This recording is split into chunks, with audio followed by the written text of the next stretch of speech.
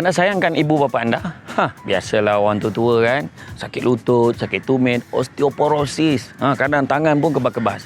Jadi itu sebab hari ini kita nak cadangkan dapatkan segera susu kambing Al-Am bagi menyelesaikan masalah mereka ni. Kita sayang mak ayah kita. Hadiahkan susu kambing. Dahlah sedap campuran madu dan kurma ni dapat selesaikan masalah kesihatan mereka insya-Allah. Jadi apa lagi? Dengan hanya RM45, hubungi segera, tekan link ataupun tulis di ruangan komen. A'udzubillahi minasyaitonirrajim. Bismillahirrahmanirrahim. Assalamualaikum warahmatullahi wabarakatuh. Alhamdulillah. Alhamdulillahillazi arsala rasulahu bil huda wa dinil haqqi liyuzhirahu ala dini kullihi walau karihal kafirun walau karihal musyrikun walau karihal muslimun. Subhanaka la ilma lana illa ma 'allamtana innaka antal alimul hakim. Rabbi syrah li sadri wa yassir li amri wahlul 'uqdatam min lisani yafqahu qawli. Alhamdulillah, syukur kepada Allah Subhanahu wa taala kerana dengan limpah dan izinnya dapat bersama-sama pada malam ini di dalam menjayakan kuliah yang orang kata kuliah yang telah pun berjaya dalam diam-diam dapat juga kita buat beberapa kali.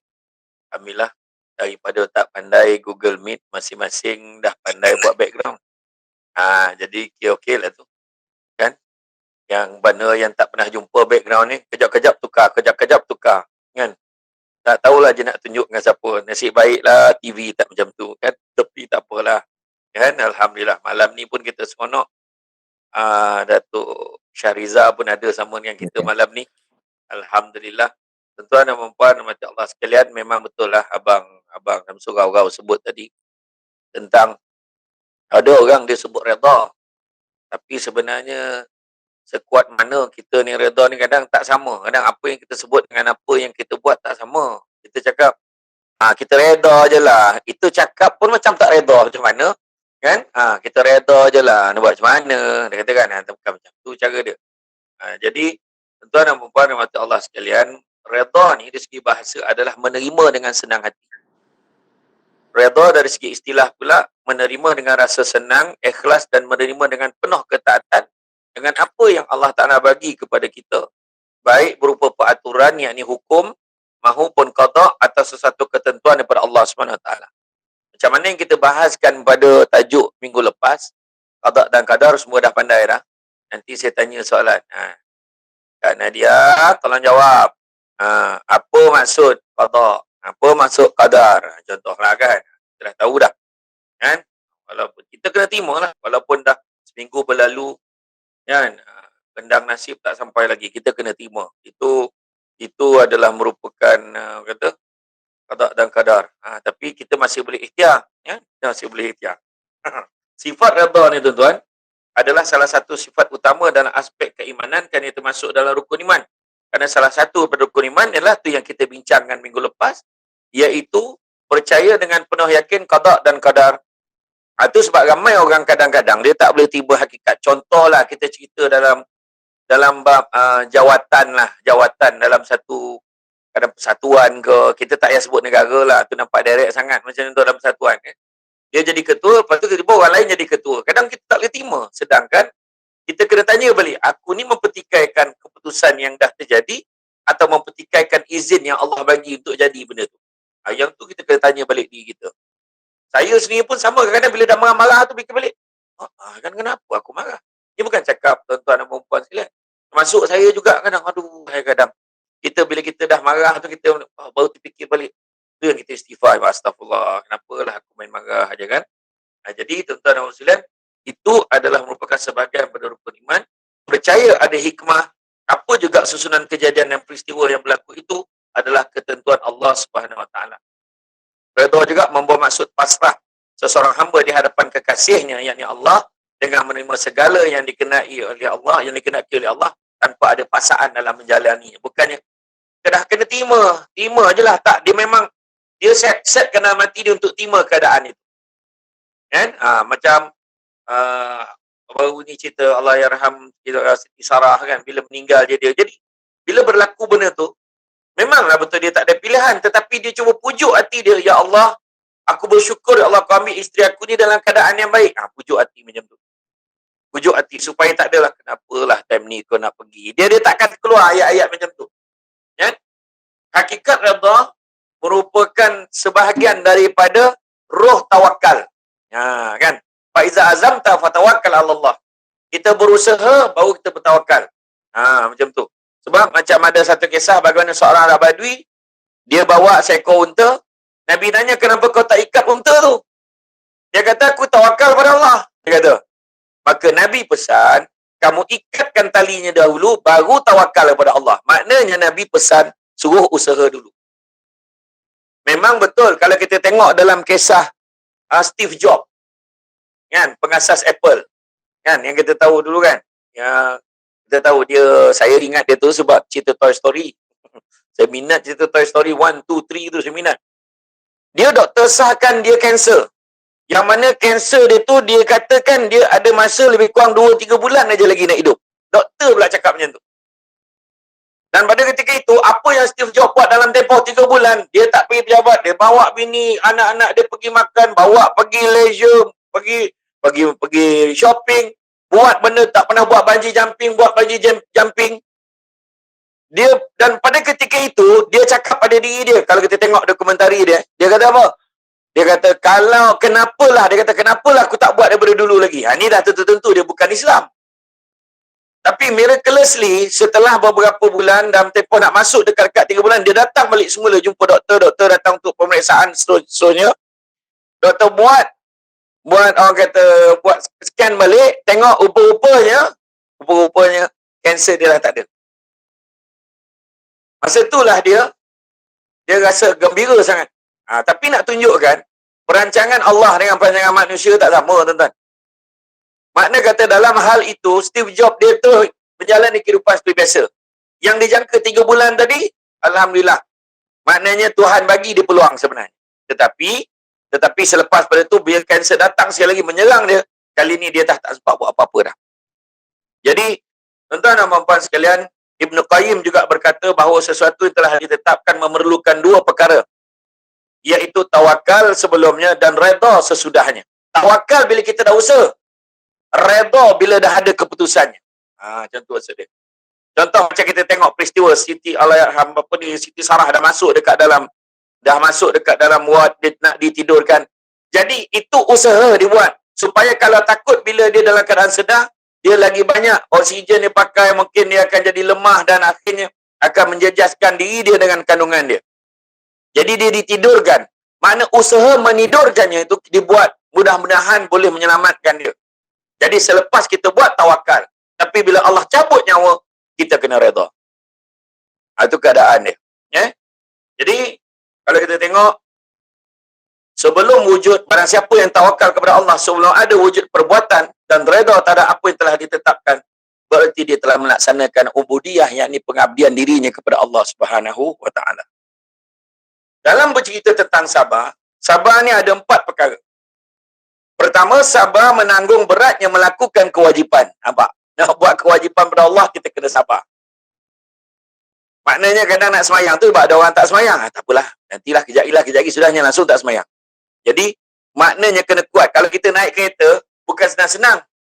Dengan naik kereta, tiba-tiba dia kata, dia masuk Zohor lah. Kalau orang tu sabar, tak lambat ke kita pergi kalau berhenti semayang ni? Tak apalah, dia semayang lalu sekejap. Alah tu kan lambat-lambat pun tak apa. Yang penting solat dulu. Maknanya dia sabar nak pergi tempat lain tu, dengan solat dulu. Kedua, sabar menanggung musibah ataupun cabaran. Ada je ujian Allah Ta'ala bagi kita, kena sabar. Ketiga, ni biasa. Ni biasa. Anak pula dalam dunia anak seni kan. Dan biasa dekat luar, iaitu sabar menanggung penganiayaan orang. Tu ada. Termasuk juga dalam tu. Tak luput dari kezaliman dan penganiayaan dalam dunia ni, terutama menimpa orang yang suka menegakkan benda-benda yang betul. Cakap benda betul memang kena. Cakap benda baik memang kena. Yang menjilat-jilat ni, yang membodek-bodek ni, dia biasanya dia nak selamatkan diri dia. Tetapi bercakap kebenaran, insya-Allah Allah akan bagikan ganjaran kemudiannya. Begitu juga sabar menanggung kemiskinan dan kepapaan. Kebanyakan orang dilanda kemiskinan lalu mereka berputus asa, dan ada yang dilanda kemiskinan lalu melibatkan diri dalam dunia-dunia yang tidak baik, seperti menjadi perompak atau pengemis. Sifat putus asa meliputi jiwa mereka yang tidak punya sifat sabar menanggung kemiskinan. Sebaliknya orang yang sabar menanggung kemiskinan akan berusaha mencukupkan apa yang telah diberikan. Soalannya, mengapa kita perlu redha? Mengapa kita perlu redha? Ilmu Allah mendahului segala sesuatu. Tu kita ingat. Tu pertama. Sebab apa kita perlu redha? Sebab ilmu Allah mendahului segala sesuatu. Walaupun kita baling bola, biasanya kalau kita contohlah, kalau tengok Tiger Woods tu, kalau dia pukul tu, automatik biasanya kalau dia balik, kalau dia pukul tu memang masuk lubangnya. Tapi kalau dah sampai ilmu Allah melalui segala, ada masa dia pukul tetap tak masuk. Walau macam mana dia pun selama ni adalah sharpshooter boleh main golf. Menembak macam mana pun, rasa dia menang. Kita rasa biasanya kita buat tak pernah salah. Hari itu salah, macam-macam alasan. Datuk Azizul Hasni Awang, biasanya dia menang acara tu. Kan? Tiba-tiba hari tu orang Australia, Allah Ta'ala datangkan, ilmu Allah datangkan, orang Australia, orang Britain ni block dia. Nampak tak? Jadi akhirnya dia kalah. Walaupun dia kalah, dia dapat nombor 2, tetap dianggap sebagai wira negara, tuan-tuan. Jadi manakala semua merupakan ilmu Allah, dan yang mana Allah Maha mengetahui sesuatu yang baik untuk hamba-Nya. Firman Allah Subhanahu Wa Taala, Bismillahirrahmanirrahim. Allahul Lazi khalaqa sab'a samawati wa minal ardi mislahunna yatanazzalul umru bainahunna lita'lamuna anna Allah a'la kulli syai'in qadir wa anna Allah qad ahata bi kulli syai'in ilma. Yang bermaksud Allah menciptakan 7 petala langit, menciptakan bumi seperti itu. Perintah Allah berlaku terus-menerus di antara alam langit dan bumi. Berlakunya demikian supaya kamu mengetahui bahawa sesungguhnya Allah Maha Kuasa atas tiap-tiap sesuatu dan bahawa sesungguhnya Allah tetap meliputi ilmunya dalam tiap-tiap sesuatu. Surah At-Talaq ayat yang ke-12. Yang kedua, kenapa kena redha? Supaya kita sentiasa ingat pada Allah. Kalau kita tengok kisah bagaimanakah seorang ulama ahli hadis dan fiqh di Madinah dari kalangan tabi'in, beliau adalah Urwah, yakni pasangan kedua orang sahabat Nabi SAW yang sangat terkenal, iaitu Az-Zubair bin Al-Awwam dan isterinya Asma binti Abu Bakar As-Siddiq. Sejak kecil, Urwah tinggal serumah dengan adik ibunya, iaitu Aisyah binti Abu Bakar, isteri kesayangan baginda Nabi SAW. Dan dari beliaulah Urwah menimba ilmu tentang hadis, tafsir, fiqh, faraid dan pelbagai ilmu. Kita tahulah Urwah ni ya. Satu hari Urwah diundang oleh Khalifah Walid bin Abdul Malik untuk datang ke istananya di Syam. Di tengah perjalanan Urwah merasakan sesuatu terjadi di kakinya. Tidak lama kemudian timbul sebuah bisul di kakinya, lalu pecah dan menjadi sebuah luka setibanya di Syam. Khalifah mendatangkan seorang tabib untuk memeriksa luka tersebut. Tabib ni doktor lah ya. Tabib itu kemudian menyimpulkan bahawa luka itu adalah sebuah jangkitan yang jika tidak segera dihentikan dapat merebak ke seluruh badan. Dan satu-satunya cara untuk menghentikan penyebaran jangkitan itu adalah dengan memotong kaki tersebut. Maka Urwah setuju kakinya dipotong. Maka tabib menyarankan agar ia meminum ubat bius terlebih dahulu sebelum operasi dilaksanakan. Sebelum nak operate.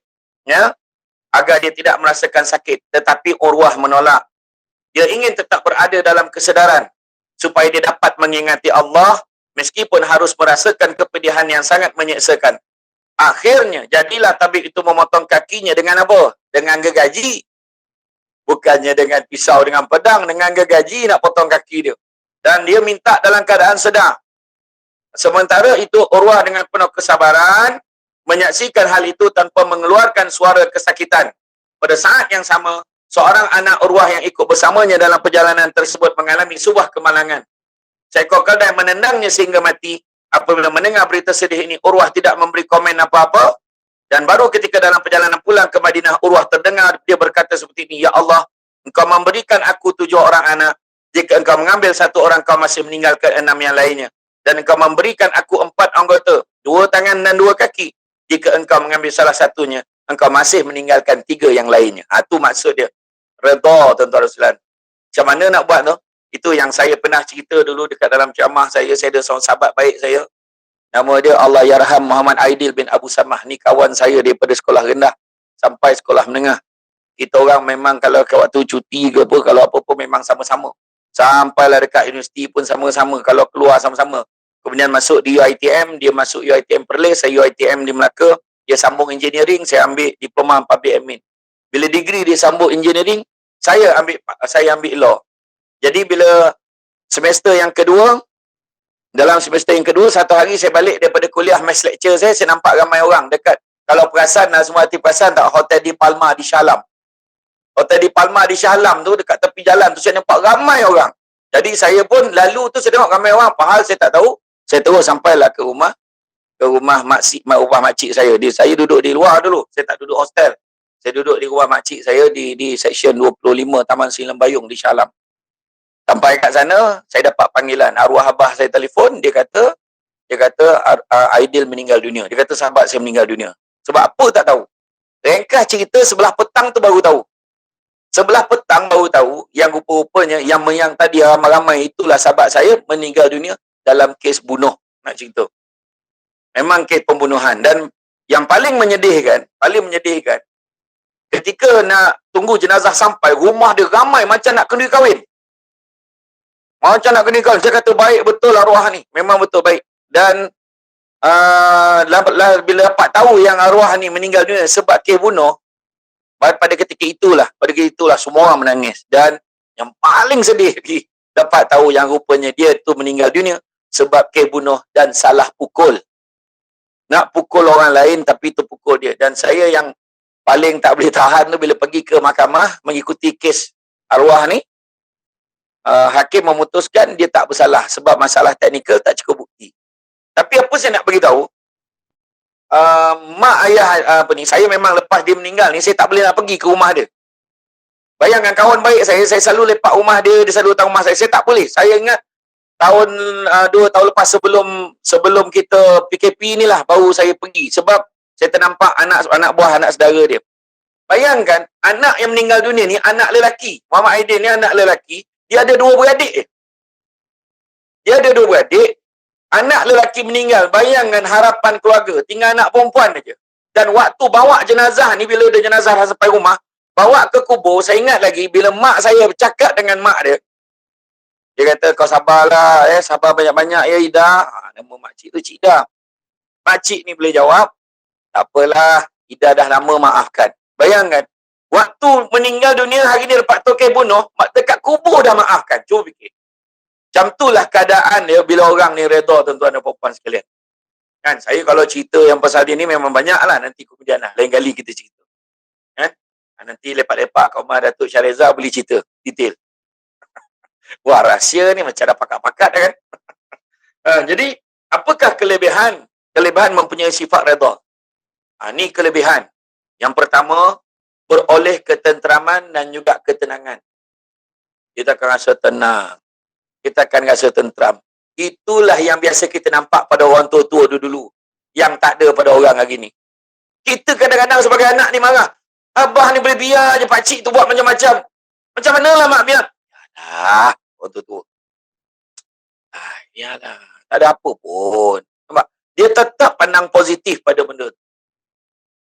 Dia dah habis-habis segala. Alah, biarlah. Pak saudara kita juga. Nampak tak? Dia nak macam tu. Nampak tak keadaan ni? Kan? Ketenangan jiwa, ketenangan hati terhadap, dan kita lebih percaya itu bukan perangai manusia, tetapi kita lebih percaya bahawa itu adalah ketentuan daripada Allah. Kedua, akan menjadikan seseorang itu sentiasa berfikiran positif kepada Allah Subhanahu wa Ta'ala. Kan? Seperti mana kalau kita tengok di dalam surah Al-Baqarah, Allah Ta'ala beritahu, kutiba alaikumul qitalu wa huwa kurhul lakum wa asa an takrahu syai'aw wa huwa khairul lakum wa asa an tuhibbu syai'aw wa huwa syarrul lakum wallahu ya'lamu wa antum la ta'lamun. Boleh jadi kamu membenci sesuatu padahal ia amat baik bagimu, dan boleh jadi pula kamu menyukai sesuatu padahal ia amat buruk bagimu. Allah mengetahui sedangkan kamu tidak mengetahui. Seorang anak dimaki, dimarah, kan, disebabkan oleh kegagalannya dalam peperiksaan. Sedangkan doa yang paling baik, ya Allah, berikanlah keputusan yang terbaik untuk anak aku, ya Allah. Tiba-tiba hari itu anak pergi ambil result, orang lain dapat 9A, dapat 7A, dia dapat 9E. Sampai rumah, berapa keputusan kau nak? Mak dia tanya, 9E mak. Alhamdulillah. Nak buat macam mana? Dah setakat itu je otak kau. Mak dia cakap. Anak ni terkejut. Rupa-rupanya, anak ni terkejut. Dia ingat mak dia akan marah dia. Sebab kawan-kawan kat sekolah dah gelakkan dia. Bila dia tengok muka mak dia redup dan mak dia terima, dia kata, aku tak patut balas keputusan ni kat mak aku macam ni. Tak patut. Diam-diam, dia buat kerja part time. Dia buat kerja part time dalam pada masa tu, dia ambil paper Julai. Tak ada paper Julai dah, sekarang paper Jun. Paper Oktober. Dia ulang balik paper, ulang. Dia diam-diam ambil peksa tanpa pengetahuan keluarga. Alhamdulillah, result dia lebih baik daripada sebelum ni. Dia dapat masuk college. Maka saya nak beritahu, betul tak itu lebih baik daripada apa? Daripada apa yang orang lain dapat. Kadang-kadang ada orang result bagus, tapi masuk universiti tak sedar diri. Ada juga. Langsung fail.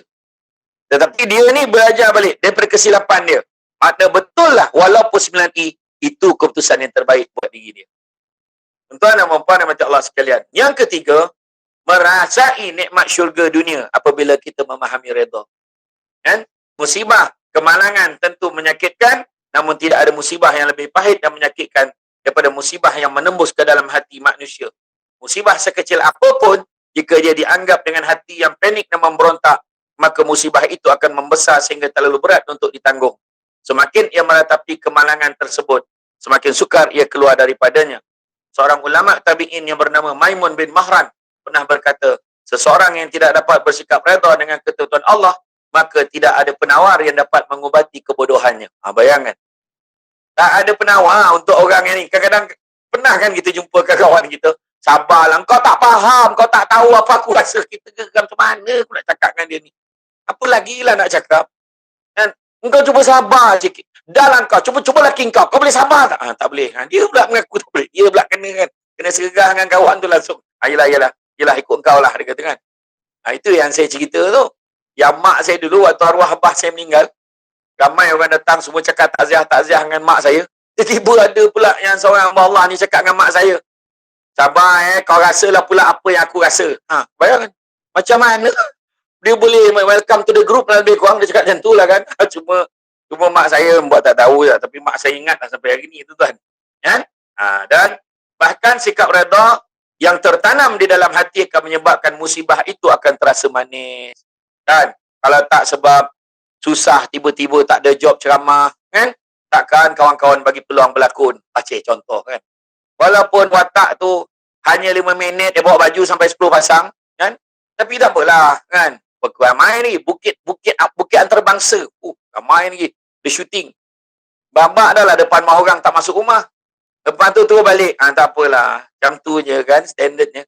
Yang penting syukur, redha dengan watak yang diberikan. Contoh je. Itu tak apa. Tu bukit antarabangsa belum cerita janda baik lagi. Janda baik kan. Kampung latah kena kuarantin. Aku ingat tajuk tu. Ramai lagi. Kelek sana, kelek sini. Watak tak sampai seminit dah balik. Semban balik. Sabarlah aku. Tapi tak apalah. Kan? Tak apalah. Kan redha dengan apa juga ketentuan Allah SWT. Adalah Kak Nadia. Saya syukur. Saja ia cakap. Tak ada. Tapi yang penting kita redha. Apa juga tentu ada kebaikan ni. Yang baiknya apa? Dapat saya jumpa dengan Kak Didi Alias. Jumpa Kak Didi Alias bukan sebab jumpa dia tu. Suami dia dulu senior saya masuk sekolah. Itu dia dapat jumpa. Dulu Abang Hisham. Kita orang dulu panggil tak panggil Hisham tu dah. Panggil Husyum. Ada orang panggil dia dulu ni cerita je lah. Hisham Kabau orang panggil dia dulu. Sebab dia main bola tu, dia melaga orang tu macam Kabau. Memang sebiji betul dululah. Tapi dia handal. Dia main bola Negeri Sembilan dulu. Main state player lah. Kan? Jadi, ringkas kata, orang yang memiliki sifat redha di hati akan merasakan kebahagiaan yang tak terkira. Segala sesuatu yang ditemuinya di dunia ini akan terlihat begitu indah dan terasa begitu manis. Benar sekali sabda Nabi SAW. Nabi menyatakan akan merasakan manisnya iman seseorang yang redha Allah sebagai Tuhannya, Islam sebagai agamanya, dan Muhammad SAW sebagai Rasulnya. Hadis riwayat Bukhari dan daripada Abbas bin Abdul Muttalib. Tuan-tuan dan puan-puan rahmati Allah sekalian, kalau kita tengok, sebaik-baiknya kita juga harus ingat bahawa jika kita tidak meredai apa yang telah Allah tentukan pada diri kita, sama ada yang berkaitan dengan bentuk tubuh kita, keadaan orang tua kita, keadaan pasangan kita, anak kita, atau tak ada pasangan sekalipun, sifat kerjaya kita, atau perkara-perkara yang terdapat dalam diri kita, maka itu petanda bahawa kita belum menjadi hamba-hambanya yang memperolehi redanya. Ni menjawab soalan yang ditanya sebelum start kuliah yang tak sabar-sabar oleh Kak Kuna tadi. Kan? Dia dahsyat dia. Aku ingat kan bukannya dia tanya soalan waktu forum. Sebelum start dia dah tanya. Itu Kak Kuna. Steady dia. Dan saya yakin, gerak hati saya yakin dia tetap akan tanya selepas selesai ceramah. Kan? Walaupun dia dah tanya sebelum. Kan? Jadi makna kata, dia tidak mempertikaikan apa yang Allah bagi. Keadaan mak ayah dia, keadaan kerja dia, keadaan hidup dia, susah macam mana pun, dia tetap akan menjadi seorang hamba Allah yang ingin mendapatkan keredaan pada Allah. Apakah penghalang kepada redha? Itu dia. Ini penting. Apa penghalang kepada redha? Yang pertama, tidak mengetahui kedudukan Allah. Sesiapa yang tidak mengetahui Rabb manusia, dia tak sedar akan pencipta manusia, Asma'ul Husna dan sifat-sifatnya, maka sukar untuk dia redha kepadanya. Kerana tak cukup kuat dalam hati dia. Kalau dia lemah, susah nak cerita pasal redha ni. Kalau ada orang, dia cakap redha ni sebab orang lain sebut, dia pun sebut. So, bila ujian tu sampai kat dia, belum tentu dia boleh redha macam orang lain. Tak boleh. Dia kata, entah kau tak faham. Yelah, redha jugalah, tapi yang ini tak boleh. Dia kata, macam tu kan. Kadang-kadang bila dia marah tu, kita pun takut. Kita duduk sebelah pun tengok, betul dia ni. Contoh kita sampai nak lari lah daripada dia. Kan, tak sangka. Dalam gelak-gelak tu, tiba bila dia mengamuk tu, dia berubah tu. Contoh lah kan. Saya tak cakap siapa, ni contoh. Bila dia marah, apa hal dia marah sampai macam tu. Macam cerita Piramli. Betul punya marah lah orang tu. Macam tu lah, lebih macam tu kan. Tapi itulah dia. Manusia kadang-kadang bila kita diuji. Kadang tu sebabnya, kadang-kadang kita boleh nasihatkan orang. Tapi bila sampai dekat kita, belum tentu lagi kita dapat menghadapi keadaan tu seperti mana kita nasihatkan pada orang lain. Itu sebab selalu ayat penceramah cakap, saya nasihatkan diri saya juga, dia kata, selalu pesan kat diri sendiri juga. Kan betul? Kak N. Abdullah belakang dah salji pula dah. Tadi lain, dia dah salji pula. Aku pun tak faham lah. Orang dapur dapat background ni. Datuk Syareza dia maintain, tak apa. Lansir macam tu, okey tu Syareza, okey. Tak payah tukar-tukar. Kak Izan tadi dia maintain, dia ada kabus sebelah tadi. Tak tahu lah kalau kejap lagi jadi salji juga, tak tahulah kan. Nampak cara. Dia tukar background langsung hilang kan. Itulah dia. Jadi, barang siapa yang tidak mengetahui bahawa Allah tidak memerlukan apa yang ada di langit. Apa pun Allah Ta'ala tak nak apa kat kita ni. Kan? Allah Ta'ala tak nak. Kita yang perlukan Allah. Itu kita kena ingat. Kita yang perlukan Allah. Ada dalam satu kisah kan. Satu kisah seorang abid. Dia beribadah selama 500 tahun. Lepas 500 tahun, maknanya ketika di akhirat lah, ni dia ingkahkan cerita dia ni, kononnya di akhirat, Allah Ta'ala, masuklah kau ke dalam syurga dengan rahmat aku, Allah Ta'ala beritahu dia. Abid ni jawab, aku tak nak ya Allah, kau masukkan aku ni sebab ibadah aku 500 tahun.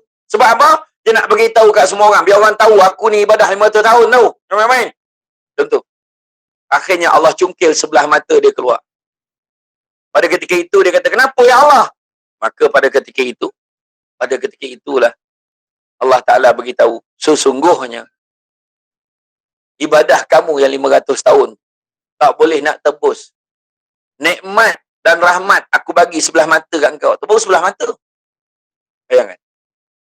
Macam tu juga kisah bagaimana seorang Nabi, tak disebutkan dalam kitab Muka Syafatul Qulub pada Imam Al-Ghazali, seorang Nabi beribadah selama 50 tahun, lepas 50 tahun Allah Ta'ala sebut, masuk dengan ini aku ampunkan kau, wahai kekasihku. Terkejut dia.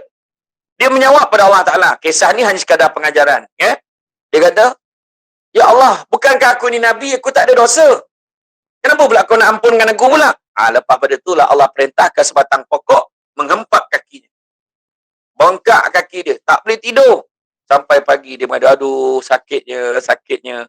Dan pagi esok tu, pokok tu menyampaikan padanya. Dia terdengar Nabi itu sebut, ya Allah, sakitnya kaki aku ni ya Allah. Pokok tu jawab, sesungguhnya Allah memberitahu. Kan? Sesungguhnya ibadah kamu yang 50 tahun itu tidak dapat nak menebus satu keluhan kau kepada Allah Subhanahu Wa Taala.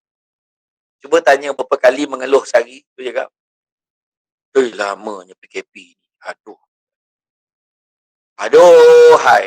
Sekarang ni review bayar tak mahal sangat pula sekarang. Contoh. Produk review ni bayar. Buat produk review tak ajak kita pula. Contohlah kan. Ada pula yang sebut macam tu kan. Manalah tahu. Kan? Contoh. Jadi, dalam hal ni kita jangan. Kita kena percaya rezeki untuk kita tu ada. Allah Ta'ala sebut dalam surah An-Nisa ayat 100. Wa man yuhajir fi sabilillah yajid fil ar muraghaman katsira wa sa'ah. Barang siapa buat sesuatu ni, berubah ni, di jalan Allah, kerana Allah, niat kerana Allah, maka dia akan mendapati bumi Allah ni tempat hijrah yang luas dan rezeki yang banyak. Tak usahlah kita risau, tuan-tuan. Kan? Kadang-kadang kita tengok orang tu, dia tak ada job sangat pun, tapi relax hidup dia. Kan? Tiba-tiba pergi makan. Kan? Makan durian dia. Kan? Tiba-tiba, dalam job-job tak ada tu, duduk beramai-ramai, dia makan durian. Contohlah kan. Kan? Berjanji lah tu kat mana-mana, tak kisahlah kan. Contoh. Ada. Sebab mana ada rezeki tak? Ada rezeki. Maaf. Dapat renang nasib. Kan? Contoh. Itu semua rezeki. Allah Ta'ala bagi kat kita. Kan? Nasib-nasib dapat renang. Saya waktu mula-mula dapat renang tu, masa test dekat restoran tu, saya tak adalah bajet sedap sangat. Terutamanya limpa. Hoi, gila lah sedap. Hoi, menjilat sampai ke siku sana. Gila betul. Tapi itulah. Saya tak sangka pula. Rupanya bila Allah bagi yang sedap ni, rupanya tak kekal lama. Kan?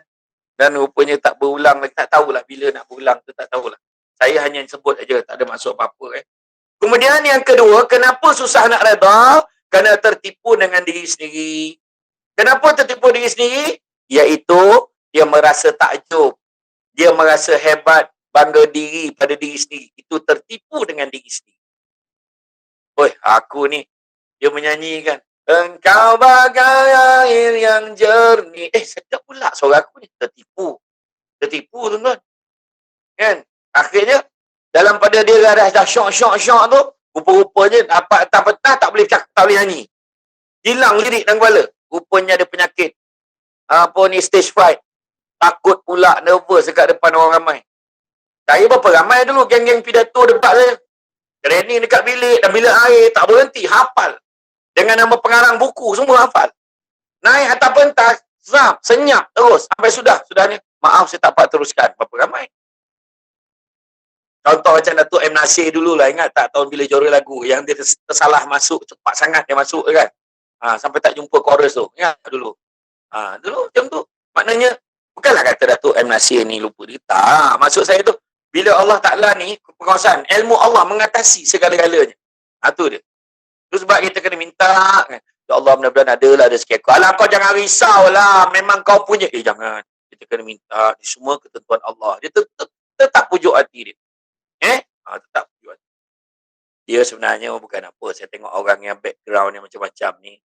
Dia rasa dah lama sangat tak keluar tu sebenarnya. Kan? Datuk Zila pun dah kat tepi pantai dah nampak.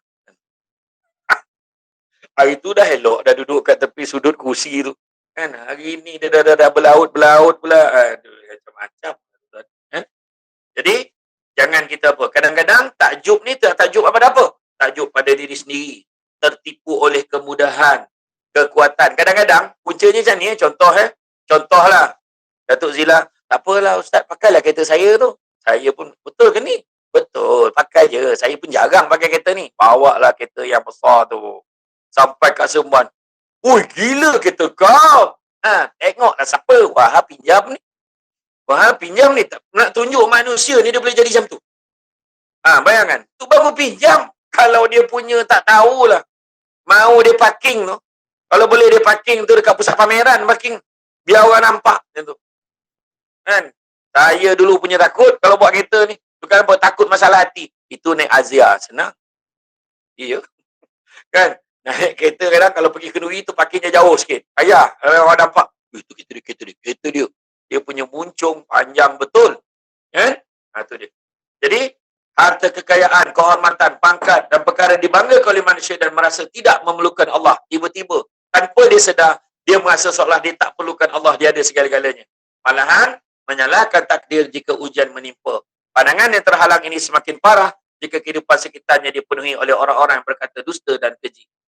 Sebagaimana disebutkan dalam surah Al-Kahfi ayat yang ke-34, tuan kebun itu pula ada mempunyai harta yang lain. Lalu berkatalah ia kepada rakannya, semasa ia berbincang dengannya, aku lebih banyak harta daripadamu dan lebih berpengaruh dengan pengikut-pengikutku yang ramai.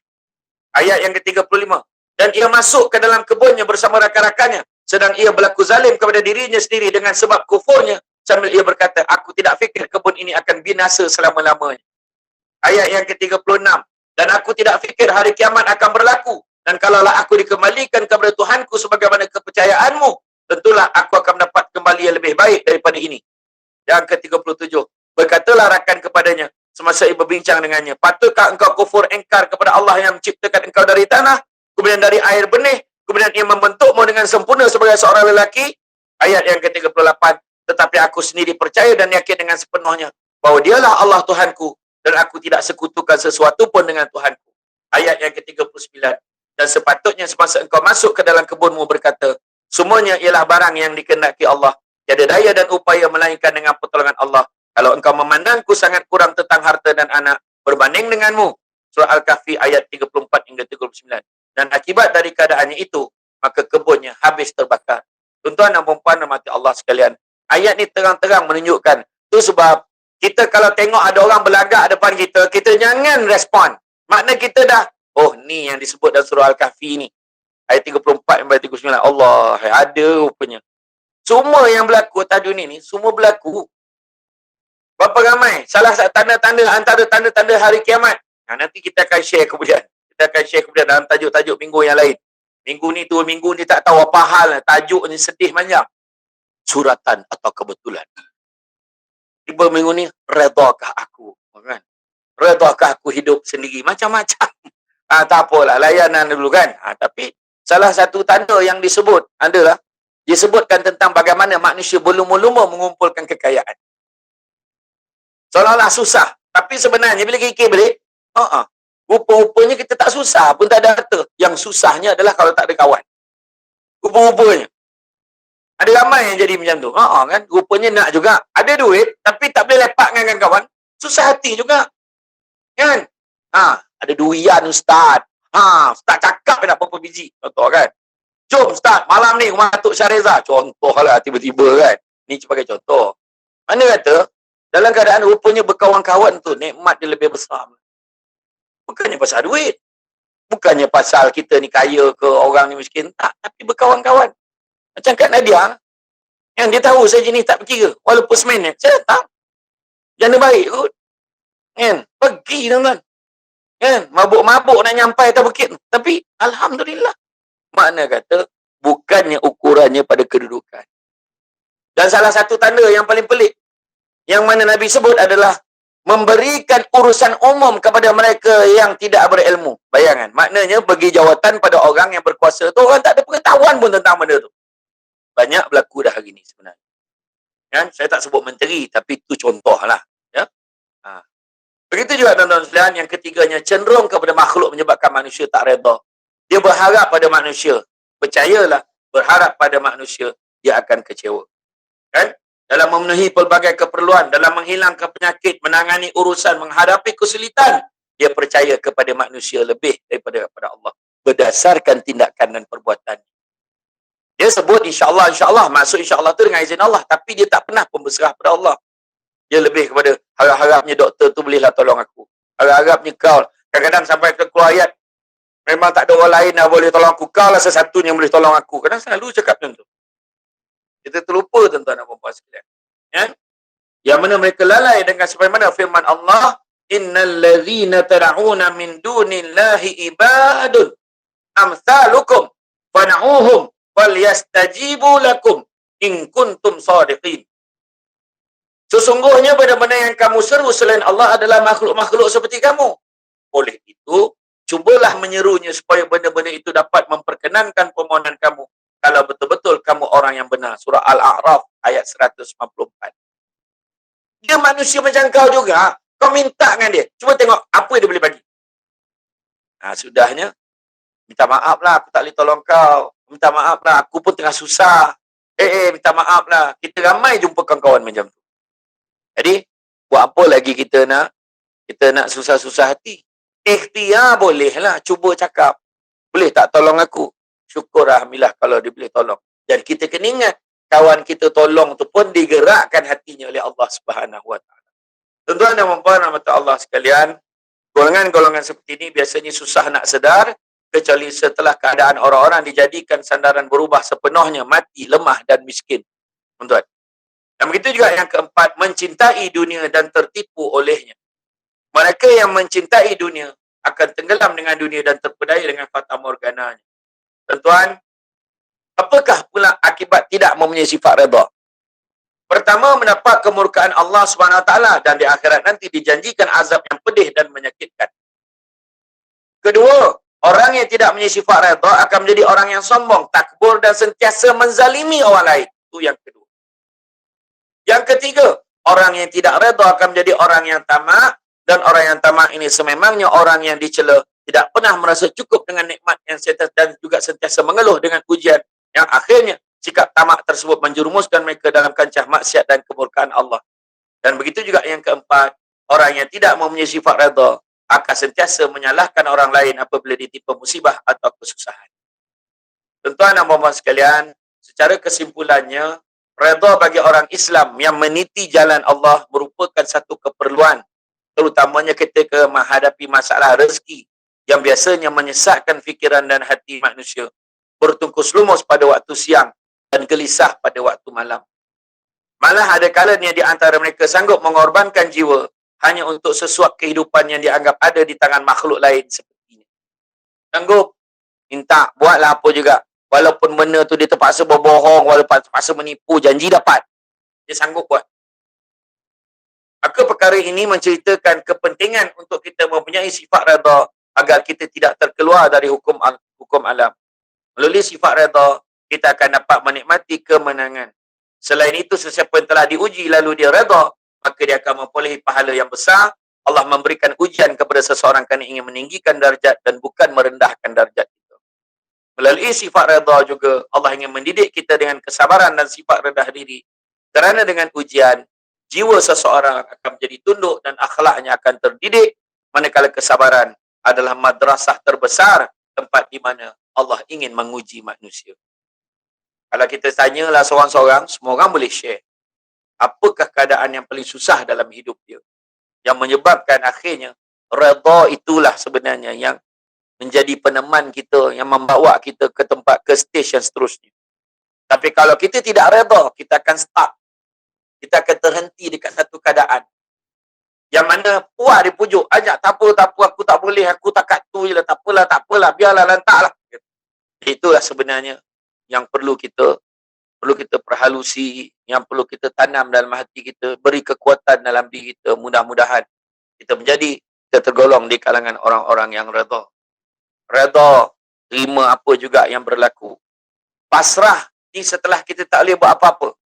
Tak boleh buat apa-apa, maka dia lebih juga kepada redha ni, pasrah ni. Bukannya, tapi keadaan pasrah ni lebih kepada perkara negatif, kerana kadang-kadang dia tak buat apa-apa pun, dia pasrah terus. Dia tak buat apa-apa, tu dia ambil pasrah ajalah. Dia tak nak buat apa-apa. Sedangkan boleh lagi ikhtiar, dan tak nak, tak payah, cukup. Jadi, tuan-tuan dan puan-puan dan mati Allah sekalian, itulah saja untuk hari ini, alhamdulillah.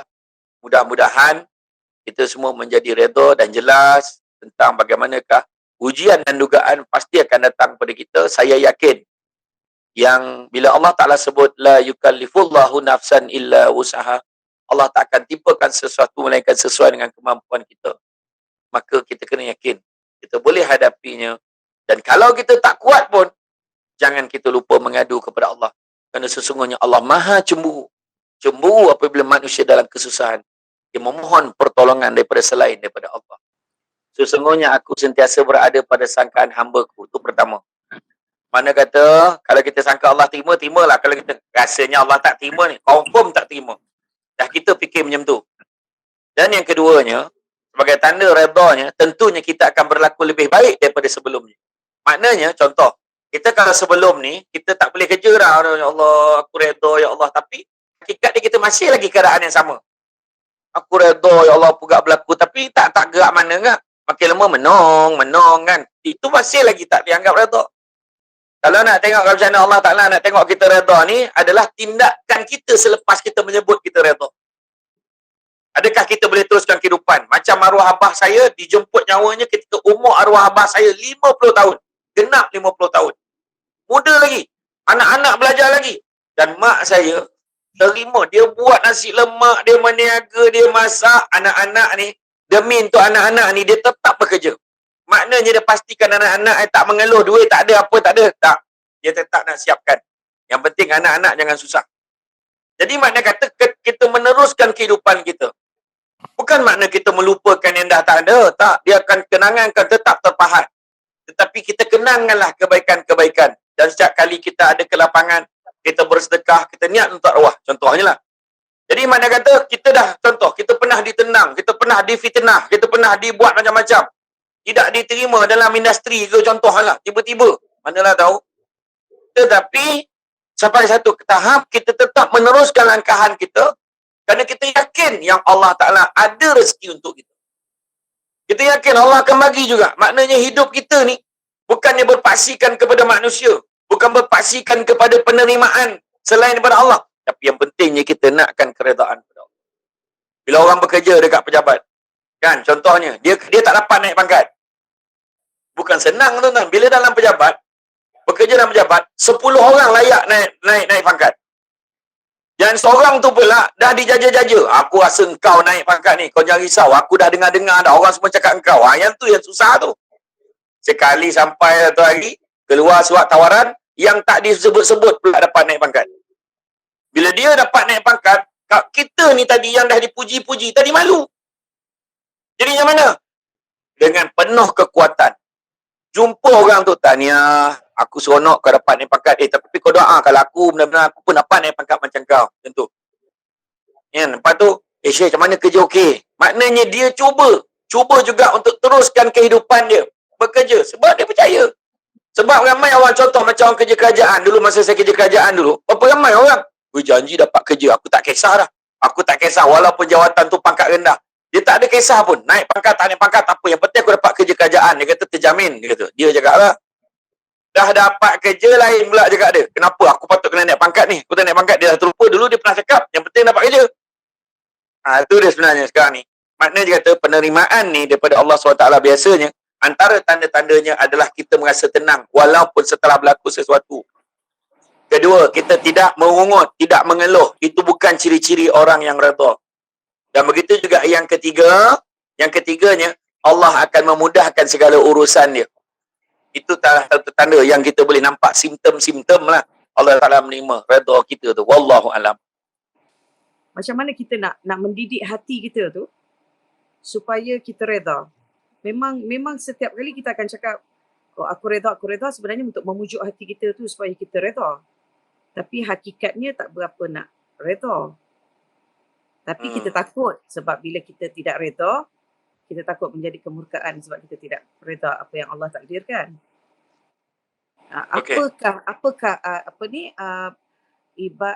praktis yang kita patut buat supaya kita mendidik hati kita tu untuk redha. Okay. Sebab banyak benda-benda yang kita kadang-kadang kita tak sangka terjadi dalam kehidupan kita yang untuk kita meredakan benda tu.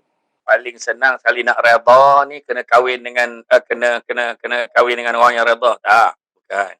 Cara kita nak redha ni adalah kita berkawan dengan orang yang nama dia redha-redha juga. Contoh Syareza. Contoh dekat-dekat dengan redha dah tu. Kawan dengan dia. Sebab saya setakat yang saya baru jumpa Datuk Syareza tak berapa kali ni, saya rasa dari segi ayat cara dia berfikir tu dia paling redha sekali. Itu yang saya tabik spring dengan dia tu. Sebab apa, memang kalau saya fikir, betul juga kan fikir. Tapi tak macam mana? Dia ayat dia saja. Macam mana? Betul tak Ustaz? Oh, betul juga. Kan? Dia saja. Kan? Tapi kalau dia macam tu, kita buat macam mana pun, dia takkan jadi apa pun. Betul juga. Sebenarnya memang ya. Rupa-rupanya memang betul. Yang pertama, kita kena tanam berbaik sangka pada Allah. Betul juga. Baik sangka pada Allah. Allah bagi ni tak sia-sia. Allah jadikan langit. Kan tadi saya baca ayat tu. Allah jadikan langit. Allah jadikan bumi. Allah jadi apa pun. Bukan sia-sia. Ada sebab. Allah bagi ujian kat kita pun ada sebab. Terpulang kita nak ambil macam mana? Hikmah. Teringat macam mana kadang kalau kita tengok kan. Bila Allah bagi satu benda, apa Allah Ta'ala nak bagi kat aku ni? Tu fikir macam tu. Saya pernah terjadi yang waktu saya dulu baru berceramah jugalah kan. Saya tengah hari yang saya tengah pump tayar kereta saya. Dan tayar saya pancit dekat hentian rehat sebelum nak masuk Cangkat Jering. Typing Cangkat Jering. Kebetulan ada macam hentian sesi minyak dekat tepi tu. saya reverse kereta dengan tayar pancit tu. Saya pump tayar, bukan Nazia lah, kereta besar sikit lah. Bila saya pump tayar tu, bayangkan tayar tu meletup kena muka saya terbaring. Saya memang tak sedar masa tu. Wallahi cerita ni. Masa terbaring tu, saya dengar, saya rasa macam saya dah mati dah, gelap betul. Tapi saya terdengar suara saya, bang. Rupanya budak sesen minyak tu datang berlari dengar meletup tu. Dia datang, dia kejut dekat patu, saya bangun terus. Bila bangun dia kata, bang, abang kena pergi bang, abang kena pergi basuh muka bang. Abangnya muka berdarah ni, dia kata. Rupanya serepih tayar tu dah kena semua ni. Semua ni. Lepas tu, saya pergi, masuk, macam kena chicken pox. Dan yang paling teruk, dia bukan hanya kena dekat muka, tetapi anak mata ni pun masuk semua ni, pebuk ni. Mata saya merah menyala macam orang sakit mata, muka pula macam chicken pox. So, saya terus abang yang kasi minyak tu, dia tolong tukarkan tayar dia. Saya bawa kereta masuk ke Taiping, dia kata terus kena pergi klinik ni. Saya pergi klinik, lepas tu doktor tu kata, I boleh bagi you ubat untuk luka-luka luar. Untuk mata you kena masuk hospital Taiping. Jumpa dengan pakar mata. Apa yang berlaku, macam ni lah keadaannya menghadap macam ni. Doktor pakai tweezer ni, cabut satu-satu habuk dalam mata macam ni. Tarik satu-satu. Dan doktor scan doktor tengok, dia kata, saya punya luka tu tembus sampai belakang mata. Pada masa tu saya kata, saya ingat lagi masa tu isteri saya tanya, bang, ya Allah teruk ni bang macam mana? Lepas tu saya ada sebut, saya kata, agaknya Allah nak bagi aku apa agaknya gitu. Sebab saya tak pernah terfikirkan kena macam tu. Dan rupanya 5 hari lepas tu, saya dikenali sebagai Samsul Debat. 5 hari lepas tu. First, saya masuk masa tu, tapi memang cepat baik. Saya punya luka tu cepat hilang, ada macam parut sikit je. Lepas tu doktor pun, masa saya cek lawatan susulan kali yang ketiga dekat Pesta Seremban, masa tu, saya dapat panggilan daripada TV Hijrah untuk panggil datang ceramah untuk staff dia. Masa tu lah start dia. Jadi mana kata, nak beritahu, sebenarnya kita kena sangka baik. Dan kemudian, memang untuk redha tidak semudah yang disangka, tetapi kita kena faham, Allah bisa tegal biasa. Kalau kita dah biasa, ni apa lagi? Oh, hujan. Ni lah, nak jadilah tu. Tiba-tiba rotek mati. Time ni lah rotek mati. Dia dalam gelak-gelak dia kata. Time ni lah rotek nak mati pula pada mana je dia. Tapi kita tak marah. Sebab kita dah biasa. Kan? Lepas tu, dah. Lepas tu start engine kereta tak boleh pula. Time ni pula bateri kau nak kong. Aduh. Kata-kata. Tapi kita terima dengan cara tak apa. Ada jalan. Bila fikir-fikir balik malam tu sebelum tidur, kita muhasabah balik. Benda masalah tu semua kita settlekan dah. Kalau kita fikir balik. Yang ini ada orang datang, ini tolong ini, kan? Macam Datuk Zila lah, pap. Kereta tak boleh start. Orang ni datang. Pap, tak ada orang teman dia. Kak Liza datang. Pap, tak ada orang nak pergi makan. Kak N datang. Contoh macam tu lah. Makna kata, ada je penyelesaian dia. Walaupun penyelesaian tu datang pada orang lain. Jadi makna kata, kemudian apa lagi? Kuatkan mujahadah. Kuatkan semangat kita untuk menerima. Sebenarnya, dia bukan senang. Tu sebab Nabi sebut, tidak ada lagi penghijrahan selepas Fathu Makkah, Nabi kata. Yang ada cuma niat dan jihad. Sebab apa? Sebab niat tu nak letak, jangan cakap niat senang tau. Niat pun susah. Contohnya, contohnya, kita minta Pak Su cakap dengan semua kawan-kawan dia. Pak Su, tolong beritahu kat kawan Pak Su, suruh dia orang semua berhenti mokok. Bukan senang nak buat, tuan-tuan. Kan? Dia kata suruh berhenti mokok tu, satu benda yang adalah alasan-alasan yang diberi. Nampak saya beritahu, niat sendiri dah susah, apatah lagi perjuangan untuk melaksanakan apa yang kita niatkan. Jadi nak latih diri ni, satu lagi cara adalah tengok orang yang lagi susah daripada kita. InsyaAllah kita akan boleh redha juga.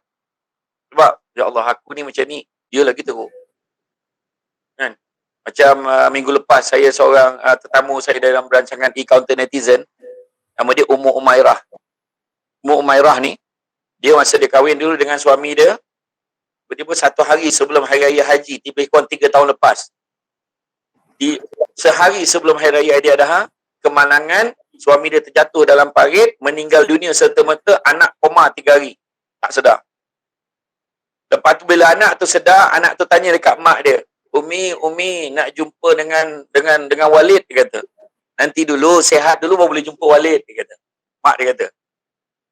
Kemudian lepas tu 3 hari dia buat rawatan susulan, nak bawa anak pergi rawatan susulan, kemalangan pula kereta. Anak yang tadi yang tadi sakit, yang koma tadi pula meninggal dunia. Bayangkan dalam tempoh seminggu, 2 ahli keluarga dia meninggal dunia. Tapi bila dia baca balik hikmah, dia kata, suami dia meninggal, patutlah beberapa hari tu dulu dia tak perasan. Suami dia siap bagi. Ni akaun bank, ni nombor PIN abang tau. Yang ni, rumah abang dah settle bayar dah, yang ni dah tak payah risau dah, kita relax-relax je. Rupa-rupanya, dia pun tak sangka tu, rupanya salah satu tanda akhir sebelum suami dia nak pergi. Jadi mana kata, kita kena belajar lah. Biasanya, saya yakin lah, saya kalau kategori dah banding semua ni kira budak lagi lah. Yang kebanyakan ni semua dah ada experience dah. Kena lanyak dengan orang, kena tipu dengan orang. Apa tak buat dalam industri? Kan? Saya dulu, Datuk Syareza dulu, saya memang minat yang masa dia pegang senapang berkawat masa marah sayang tu. Saya cukup suka tu. dengan kaset tu kan. Dengan kaset tu. Tapi, lepas tu tiba-tiba senyap kan. Saya cakap, Datuk Syareza ni gimana? Tiba-tiba dia uruskan wedding Datuk Siti tu. Wah, barulah saya faham apa tu event management. Barulah saya faham, rupanya ada maknanya bijak mencari peluang. Jadi kita dah nampak dah rupa-rupanya cara mana. Saya yakin dalam event management lagilah pula Datuk Syareza ni. Manager room tak nak tipu dia. Tak usah lah. Jadi itu sebabnya, bila berdasarkan pengalaman ni, akan mendewasakan kita. Malahan, saya ni sepatutnya belajar dengan semua yang ada dekat depan saya ni, tentang kisah-kisah penipuan yang boleh kita bukukan. Anda nak tahu jenis-jenis penipu, kita buat satu buku. Semua orang kena share 3 kisah penipuan dalam hidup dia. Nanti kita buat buku. Bagus jugalah. Jangan kita buat koleksi. Tapi tidak termasuk ditipu lelaki. Dalam kisah cinta tu tak termasuk. Kita nak kisah lain. Kak Liza dia dah ada senarai dah tu. Dia ada senarai dah kan. Jadi kita letakkan, kita buat buku. Ya? Okey, wallahu a'lam. Terima kasih. Baik, rasanya untuk program pada malam ini selesai kita bersama dengan Ustaz Samsul Debat dan juga semua lakah-lakah anak-anak seni. Sekali lagi terima kasih kepada Liza Abdullah, terima kasih Izan Atan, Datuk Zila Jalil, Fina Edha, Endolah, Sarimah Husin, Rozi Maria, Nur Asha Ardani, Nadzia Mustafar, Kuna Muzani, Engku Nur Hayati, Ramlah Ramlah, ada apa-apa nak tanya ke Ramlah? Dari semalam dia, daripada minggu lepas diam aja. Dan juga yang terakhir yang nampak di sini iaitu Datuk Syah Reza, alhamdulillah. Diharapkan apa yang dikongsikan oleh Hafadhi Ustaz dapat memberi manfaat kepada kita. Dan walaupun kita tidak dapat menghadiri majlis-majlis ilmu di masjid-masjid ataupun di surau-surau ataupun di kuliah-kuliah, tetapi pasti sabda Nabi sallallahu alaihi wasallam, syurga Allah singgahlah. Dan sahabat bertanya, di mana ya Rasulullah taman-taman syurga tersebut? Dan Rasulullah menyambung di mana adanya majlis-majlis zikrullah atau majlis-majlis ilmu. Maka pada malam ini kita berada dalam satu majlis-majlis ilmu, maka diharapkan ini adalah sebahagian daripada taman-taman syurga Allah Subhanahu Wa Taala, dan semoga Allah menerima amalan kita dan menganugerahkan kita sebagai yang soleh, sebagai kita, semoga kita juga mendapat syurga Allah nanti di akhirat nanti, insya-Allah. Baik, Pak Surasa, habis dulu untuk hari ini. Dah habis ke tak kan? Dah. Tapi semua boleh stay. Baik, kita tutup dulu majlis ini dengan tasbih kifah dan surah Al-Asr. Subhanakallahumma wa bihamdika asyhadu an la ilaha illa anta astaghfiruka wa atubu ilaik. Bismillahirrahmanirrahim. Wal insana lafi khusr illa alladziina aamanu wa 'amilus shalihat wa tawassaw bil haqq wa tawassaw bis sabr. Sekian, sama-sama kita doakan semoga anak-anak seni kita yang ditimpa ujian oleh Allah SWT sekarang ini, seperti mana yang kita baca dalam media sosial yang kita tak jumpa hari ini, saudari Shirley Merlis, apabila satu rumah dia dihujani ataupun diuji COVID, keluarga, mayah dan sebagainya. Jadi kita minta pada Allah SWT semoga Allah memberikan kesabaran pada Shirley dan keluarga, dan kita juga mungkin ada siapa-siapa yang dapat membantu yang Pak Su baca tadi dalam media sosial, di mana Datuk Fiz Fairuz menghubungi beberapa orang dan terus mendapatkan ahli keluarga Shirley Merlis untuk dibawa ke Hotel Royal Chulan.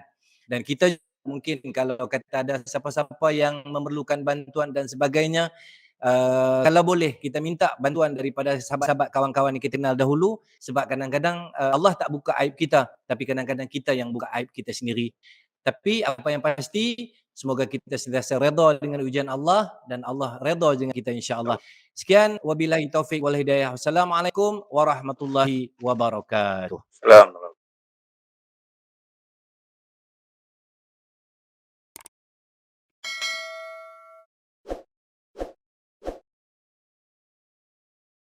Tiada siapa menjangka dan tidak ada siapa yang menduga. Rupa-rupanya susu kambing Al-Am ini dapat menyelesaikan masalah wanita. Masalah apa Masalah ketika wanita datang bulan, iaitu mengalami period pain. Jadi kesakitan ini insya-Allah dapat ditangani, dapat melegakan kesakitan anda dengan susu kambing Al-Am. Dengan hanya RM45 saja sekotak, anda dapatkan segera dengan hubungi kami. Tekan link ataupun tulis di ruangan komen.